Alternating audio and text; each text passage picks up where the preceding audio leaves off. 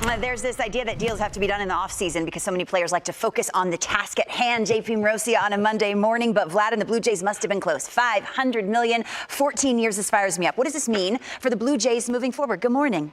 Lauren, good morning. This is a huge day for the Toronto Blue Jays, a team that, as we know, they've been courting major free agents each of the last couple of seasons, whether it was Ohtani or Soto or Burns or Sasaki. They got their man now, and he's been there all along in Vladimir Guerrero Jr. I think a couple key points. First of all, credit to Mike Rodriguez. He was all over the reporting on this for days in advance of the actual news last night. The no deferrals is a big piece of this entire equation. I think that was probably the thing that got this over the finish line.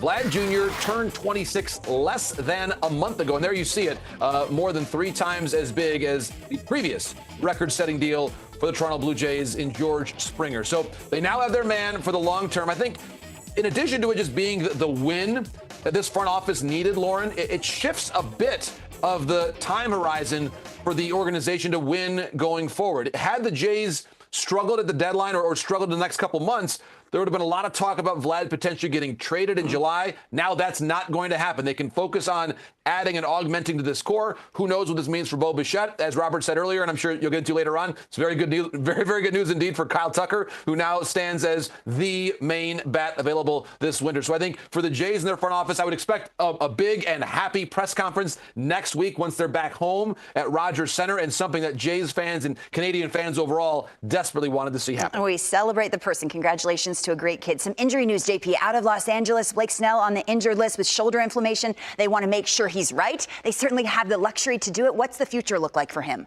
Lauren, this just came over the weekend where it was a bit of a surprise. Of course, Snell had gotten off to what I thought was a pretty solid start to his regular season, especially in contrast to last year when he signed late with the Giants. But now the Dodgers, to your point, they've had a number of pitchers still on the injured list, whether it was Kershaw, Tony Gonsolin, who, by the way, is getting closer to coming back. But in the near term, they'll have to probably dip down to Oklahoma City and find some options there, whether it's Robleski, Knack, probably not Bobby Miller this time around, but someone that could certainly make an impact on their club as the year goes along. But there you see the right-hand side of your screen now, Lauren. Seven starting pitchers on the injured list. And, of course, that doesn't even include Ohtani, who, according to Bill Plunkett's probably a couple months away from his season debut on the mound. So a tough weekend series for them, one they certainly could have won against the Philadelphia Phillies. But for now, I think a lot of focus on how they're going to plan things out. And the key thing, Lauren, I think this is probably the most important point of all on the Dodger rotation. With both Sasaki and Yamamoto, they're not exactly going on every 5th day because the Dodgers trying to watch their innings and pitch counts. And Dustin May, who's been off to a phenomenal start, again, he will go today, but they're going to be very careful, I think, with his innings, too. So it's not just the fact that Snell is now on the IL. It's that he was supposed to be one of the guys who gave them an every 5th day type of a start. Sure. And now they're going to have to call upon that depth earlier than expected. Still options, great options in that rotation. You could say the same about Jack Leiter and the Rangers, a blister on his throwing hand. We've seen this before. They want to get it completely healed, but it takes longer than expected. What do you know? Well, we're going to have to see, Lauren, exactly how long Leiter is going to be out. He'll miss at least 1 to 2 turns in the rotation, maybe a bit longer than that. With blisters, as we know, they can be tricky to project and really put a firm timeline on. What we do know is that Jack Leiter's last 2 starts were arguably the best 2 of his major league career. So certainly this news happening at an inopportune time because he was just finding his way. He was able to locate much better. Look at that strikeout to walk ratio. For someone who had walked a lot of hitters in the minor leagues, he had taken such huge strides there in the last several months to be able to be in the zone more often. So certainly right now the Rangers hoping, Lauren, it's just going to be a couple weeks. They're able to backdate the IL assignment. So again, there's some optimism. It's not going to be too long. Meanwhile, on Tuesday, Patrick Corbin, the former D-back and the former National, will make his Texas Rangers debut tomorrow for the Rangers taking Leiter's place. And my Florida Gators against Robert. What do you think? Who do you got tonight? I think the Gators will win. Sorry, Robert, but I believe that the SEC will reign supreme this year in college basketball. The line's fishy, though, JP. The line's fishy. JP, with all due respect, and I say this with peace and love, you don't know what the hell you're talking about.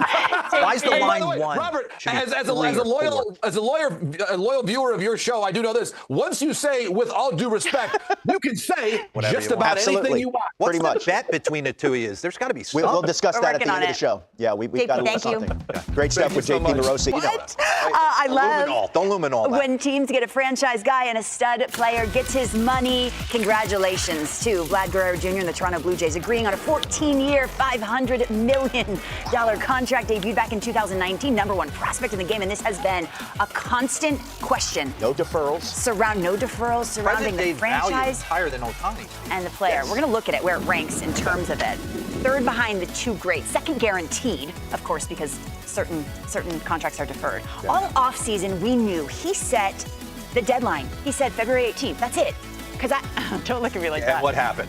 I know, They but came to him with his number. I'm tired of the soft deadline. But If I they feel hit your like- number, you're going. I know, but I feel like the sides had to be close to get there because he didn't want to deal with it in season, but he definitely wants to deal with it now. Congratulations. Well, he's one of the best players in the game. I don't think he gets enough run. I know he's north of the border, but I think he kind of got a bad rap early with the body type. He's way more athletic than people give him credit. He's a Gold Glove winning first baseman. Exactly. And he didn't look that bad at third base. He runs the bags hard. He's aggressive. The boys seem to absolutely love him and follow him. He wants to win. He wants to be part of the solution. I was just shocked it took as long as it did to get him locked up. You know, you can make the argument that if I don't know what conversations were had prior to this offseason, but you know, if they would have talked about this or really been aggressive a couple of years ago, maybe the deal starts with a 3 and not a 5. But that's neither here nor there. The important thing is that the team and the player are now linked for a long, long time. If I am, the first happiest guy is Vlad Jr. waking up today. You know the second happiest? Ross Atkins? Kyle Tucker. Kyle Tucker. Yeah, and we're going to talk about what this deal means for the potential free agent landscape as we get ready for, look ahead to the offseason in 2025. Let's go, What a Robert. day yesterday. Let's go. With all the walk-offs, I had time. Yeah. They Well, basically being you mentioned tortured.